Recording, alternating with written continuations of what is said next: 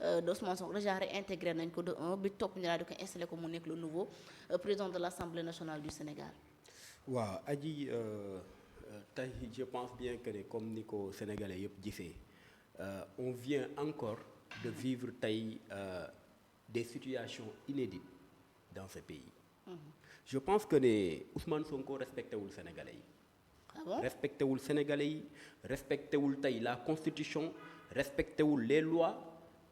Il ne fait que lui et ses acolytes tey des forfaitures allant tey dans le sens de violer, de bafouer les règles qui ont établi ce pays de 1960 jusqu'à nos jours. Et que man ndaw laa buy politique. di politique pour la République. Parce que le président Bassirou Diomaye Diakhar Faye dañ koy jàppale. mais jàppale bi ñu koy jàppale xaaruñu ci Masamba xaaruñu ci Mademba. xaaruñu ci privilège xaaruñu ci poste xaaruñu ci dara. li tax ñu dugg ci c'est pour tey pérenniser la République mooy jëmmal tey la République.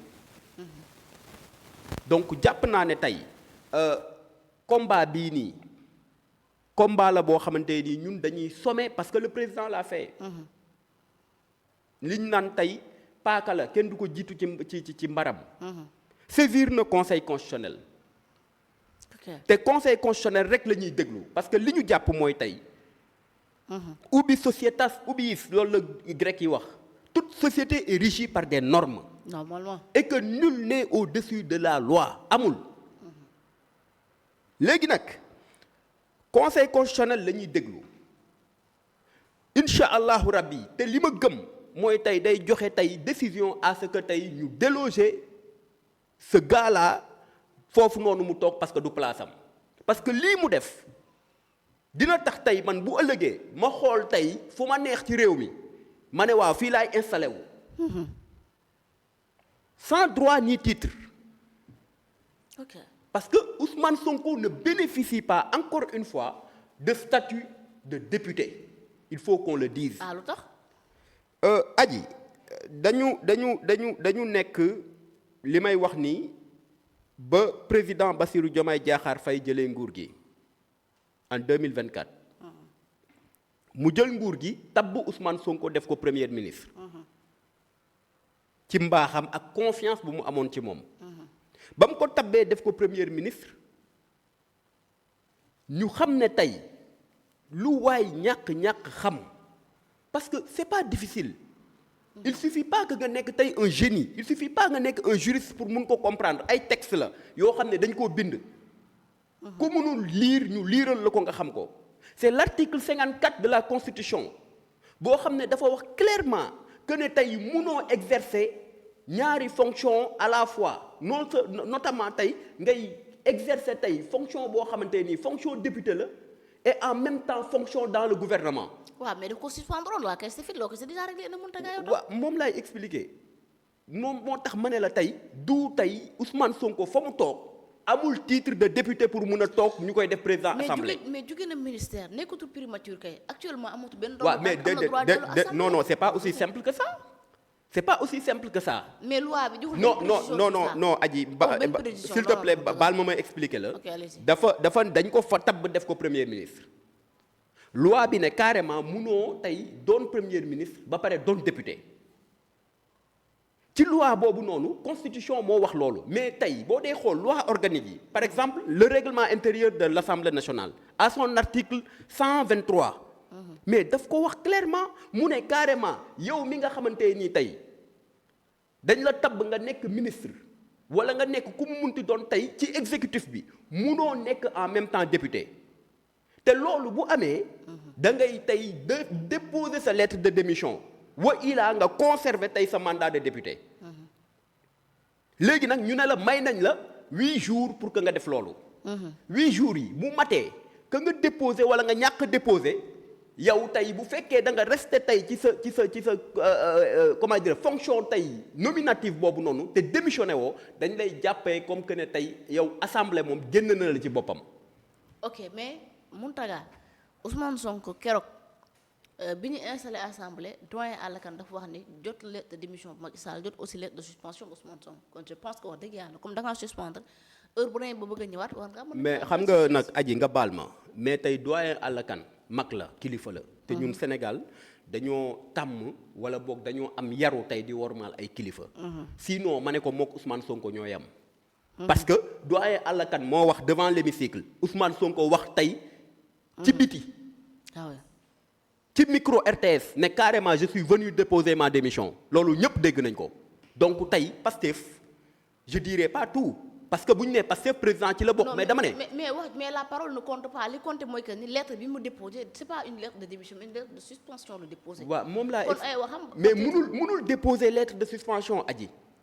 lu tax foofu noonu mënu fa déposer lettre de suspension parce que tey moom fonction premier ministre bi moo jiitu fonction député bi moom laa lay wax parce que ñoom ils ont évoqué tey l'article 124 et l'article 124 li mu wax dafa leer dafa ne bu fekkee da ngaa njëkk a doon premier ministre wala nga doon ministre wala lu munti doon.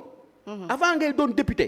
mu ne bu boobaa tey yow dañ la may benn durée de 8 jours. parce que munoo cumuler ñaar yi maintenant mu ne.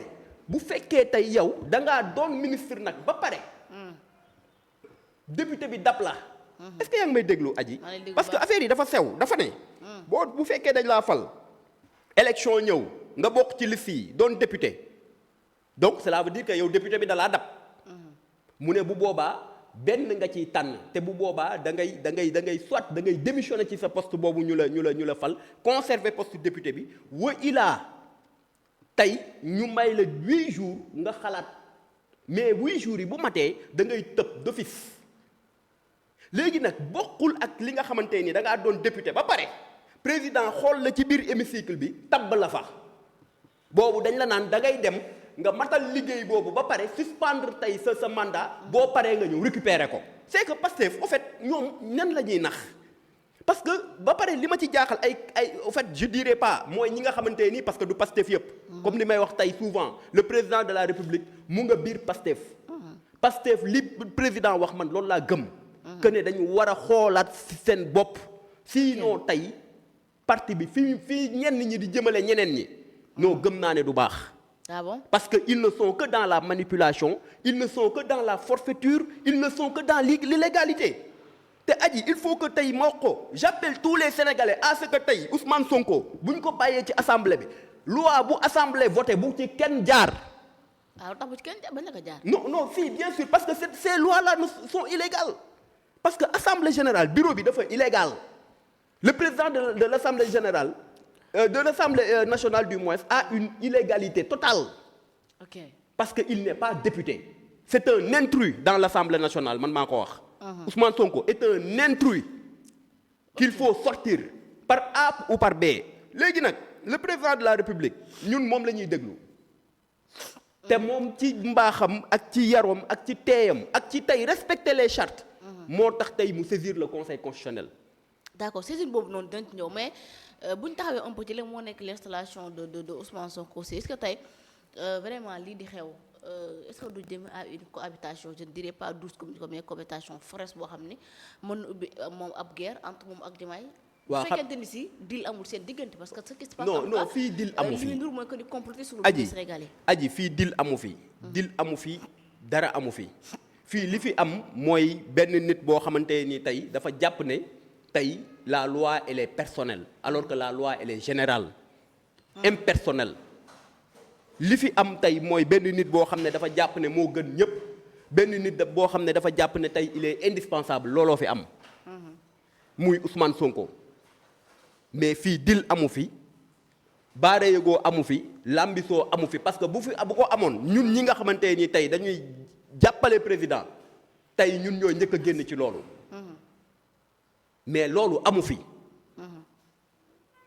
léegi nag li fi am tey te ñu koy dund jamono ji moom laay wax encore une fois aji mooy que ne tey Ousmane Sonko dem na tey Assemblée nationale ñu ngi xaar conseil constitutionnel pour destituer ko foofu noonu mu nekk ñun nag nous ne sommes pas dans l'illégalité ni tey dans le forcing ni tey dans comme ñoom li ñu xam ñu nekkuñu ci loolu nous sommes tey ci li nga xamante ni tey moom la askan bi tënk tënkee ko tey constitution mu nekk la mère de toutes les lois ñun tey ñu taxaw di xaar loolu noonu muy le conseil constitutionnel bi nga xamante nii mooy wax li nga xamante nii loolu la ci constitution bi addu te li ma gëm ba gëm ko mooy tey bu ci penché woo ba pare Ousmane Sonko il va dégager de là-bas xaw ma meeting lay def xaw ma lu muy def et puis beneen bi ci des mooy comment on peut voir tey Ousmane Sonko ñëw di dugg dans l'hémicycle ñu koy teeru ak tal comme niñ daan teeroo yonent bi alors que nous sommes dans un pays laïque xam nga tey moom laa lay wax dama la ne tey ñoom ci seen wàllu bopp xamuñu sax li ñuy def nous sommes dans un pays laïque la constitution en son alinéa 1 le Sénégal est un pays laïque yow nga ne président de l'Assemblée nationale nga njëkk a bafoué loolu kon kii ku ko fa bàyyi mu demeurer c'est un danger pour le pays man Mountaga ak képp ku mu munti doon j'appelle les Sénégalais je suis devant une télé bu loi bu ñu fa voté man maa ne bu ko kenn respecté. Ah non il faut respecter la loi. non dama ne parce que ñoom ils respectent pas tey l'institution. parce que tey ils sont dans l'illégalité totale. C'est un imposteur Ousmane Sonko. Et il faut le dénoncer. Non, mais bien sûr c'est un imposteur dama ne c'est un imposteur et il faut le dénoncer. te lii nii pexeem yi bu jubee ci président de la République la jëm. te luñ loolu duñ ko nangu. mais li nga xew li am est-ce que tamit bu jàpp nga ni forcing la en fait li xew est-ce que tamit du neex président moo tax mu demee nii. non Adji moom laay wax encore une fois Adji il faut que nga dem nga toog ak président pour xam ne tey du nitu lii nii du nitu tey lii may wax cacophonie du nitu tey forcing président dañ ko yar te yar googu noonu moom la wane léegi nag ku jàpp ne tey yaru. ak tey nan lay koy mën a expliquer ñàkk li nga xamante ni tey am fulla ak yaru du benn mooy da ngay nax sa bopp président dafa yaru mais ku am fulla la président dafa yaru mais ku am sens de la responsabilité la président dafa yaru mais ku xam liñ ko dénk la donc man gëm naa ne tey lii mu def saisir le conseil constitutionnel ci kattanu suñu borom bis bu conseil constitutionnel joxee avem incha allah on fera ce qu'on doit faire mais Ousmane Sonko moom Adji moom laay wax et je le dis à tous les Sénégalais kii c'est un danger pour le pays si c'est un danger pour le pays.